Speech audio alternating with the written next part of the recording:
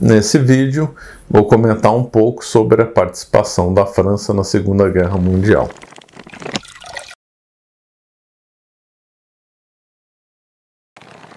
Não vou abordar aqui longamente, né? Porque nós estamos preparando aqui dentro da Escola da Verdade História um curso completo. Nós vamos começar a falar sobre a Primeira Guerra Mundial e ali na sequência, né, talvez já em março, aí nós vamos abordar sobre a Segunda Guerra Mundial e fazer assim um curso completo, né? Então nesse vídeo eu vou comentar um pouco sobre a participação da França na Segunda Guerra Mundial, como se fosse uma amostra grátis, né? Então vamos lá. A França, apesar dos pesares, ela foi uma das vencedoras na Primeira Guerra Mundial, né, contra a Alemanha. A Alemanha foi supostamente desmilitarizada, né, pelo menos em parte. A Renânia, que era a região de fronteira ali com a França, tinha que ser totalmente desmilitarizada. A Alemanha tinha restrições de armamentos, de treinamento, etc. A França chegou até a invadir, né, a região ali da Alemanha por causa do descumprimento contratual da Alemanha em relação às indenizações de guerra. Então a Alemanha estava sob pressão e a França estava numa posição firme, numa posição forte, né, acima da Alemanha, pelo menos do ponto de vista diplomático. Porém, no fim, graças a uma política equivocada da Inglaterra e da França, a política do apaziguamento, deixaram então a Alemanha se desenvolver de novo militarmente. Aconteceu a ascensão do Hitler, né, o monstro do Hitler, um dos maiores assassinos da história e o grande responsável pela Segunda Guerra Mundial. Então eles ficaram vendo o bonde, ficaram vendo a banda passar, como se diz, né? E não tomaram ações enérgicas contra isso. E aí então, quando finalmente começou a cair a ficha na França, eles resolveram então tomar medidas de contenção contra a Alemanha. E aí uma delas foi a linha Maginot, uma das coisas mais ridículas já feitas em guerra, um monumento a coisa completamente lamentável, né, que não teve eficiência nenhuma. Então o que era a linha Maginot? Era, como o próprio nome diz, era um complexo de casamatas e de torres armadas com um caminho subterrâneo, túneis subterrâneos que tinham até um pequeno trilho, né? Então corria um pequeno trem dentro com um ar-condicionado, cinema, refeitório, dormitório, etc. Uma estrutura extremamente gigantesca que tinha na fronteira entre Alemanha e França. Na Suíça não havia a linha Maginot, porque a Suíça é muito montanhosa. Também os franceses imaginaram que a Alemanha não queria invadir pela Suíça. E a linha Maginot não prosseguia na região do Benelux, ou seja, na região ali da Bélgica e Luxemburgo. Por quê? Porque eram países neutros, né? Então ela se concentrou só na linha da fronteira da França e com a Alemanha. Então a linha Maginot deu uma falsa sensação de segurança para os franceses. Essa falsa sensação de segurança era alimentada pela linha Maginot e alimentada pela diplomacia. Os franceses acreditavam que a guerra poderia ser evitada pela diplomacia, e a linha Maginot era um reforço a isso, né? No fim, a linha Maginot se revelou totalmente inútil. O Hitler simplesmente ignorou a linha Maginot, e foi um monumento ao desperdício, e vai ser para sempre também um monumento à incompetência estratégica da França, né? A guerra já tinha passado por as doutrinas, né, de guerra, já tinham passado por reformulação nos anos 30, graças do ponto de vista teórico, a Blitzkrieg, né, e a França não acordou para isso. Na realidade, o Charles de Gaulle já tinha publicado um trabalho nesse sentido, defendendo a guerra rápida, né, mas nenhum figurão quis adotar esses princípios, infelizmente.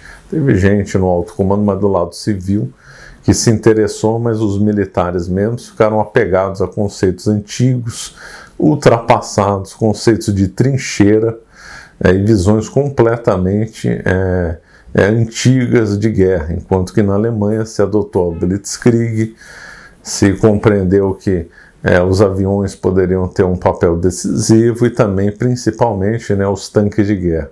E na França se via como tanto o avião como o tanque como apoio para a infantaria, Foi um erro colossal. E depois a França não queria guerra de qualquer jeito, os soldados estavam desanimados, não tinha animação da Alemanha, Então, tudo isso contribuiu para o fracasso da França. Correndo um pouco, a Alemanha invadiu a Polônia, a Inglaterra e a França declaram guerra na Alemanha, mas não fazem nada. É o período chamado de Guerra da Mentira, ou Drôle de Guerre, que justamente durou do dia 3 de setembro de 1939 até 10 de maio de 1940. Mas esse período de guerra de mentirinha terminou no dia 10 de maio, quando por volta de 3 milhões de soldados alemães invadiram o Benelux, inicialmente. Ou seja, o Hitler simplesmente ignorou a neutralidade desse país. Então, invadiu Holanda, invadiu Luxemburgo, invadiu a Bélgica e aí, atravessando esses países, chegou à França, ou seja, a linha Maginot restou lá como completamente inútil. Do lado francês, contando com soldados também ingleses, também se tinha por volta de 3 milhões e meio. E os equipamentos de um lado ou do outro eram mais ou menos equivalentes. Uns ganhavam no mar, outros ganhavam aviões. Parece que os alemães tinham mais aviões, mas em tanque de guerra até a França tinha mais, Armamentos pesados, a França até tinha um pouco mais também.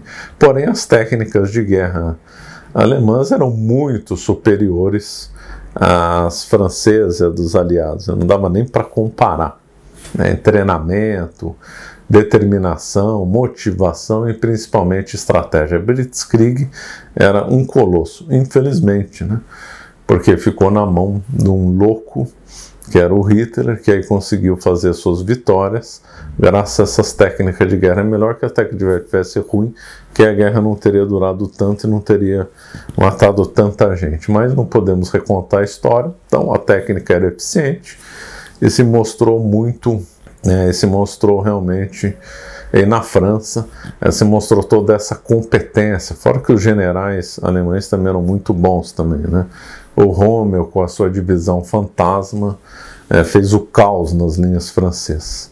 E aí a França só soube colher derrota atrás de derrota, até o momento que o controle se perdeu completamente, Generais renunciaram, abandonaram tudo. O primeiro-ministro Paul Reynaud, que até que tinha boas ideias na guerra, ele tinha tido contato até com as ideias do de Gaulle, mas não conseguiu convencer os generais. Ele tinha atrito com a cúpula dos generais franceses, com Gamelin, renuncia, assumiu o general Pétain, já bem idoso, e aí o general Pétain quis negociar a paz com a Alemanha, e a França cai no dia 22 de junho, no dia do armistício, Aí vai ser assinado a paz alguns dias depois, 3 dias depois. Então a guerra durou na França do dia 10 de maio ao dia 22 de junho. Impressionante, realmente impressionante como a queda da França foi rápida e foi humilhante, porque afinal a proporção de força, os números, os números frios eram equivalentes e dava até uma certa vantagem para os aliados, Então realmente foi assim assustadora a velocidade que aconteceu a chamada queda da França, Isso aí levou uma humilhação profunda na França, porque depois uma parte da França ficou ocupada e uma outra parte teve um governo fantoche, alinhado com os nazistas. Então foi uma vergonha completa. E ainda a França ainda foi humilhada lá nos Alpes pelo Mussolini.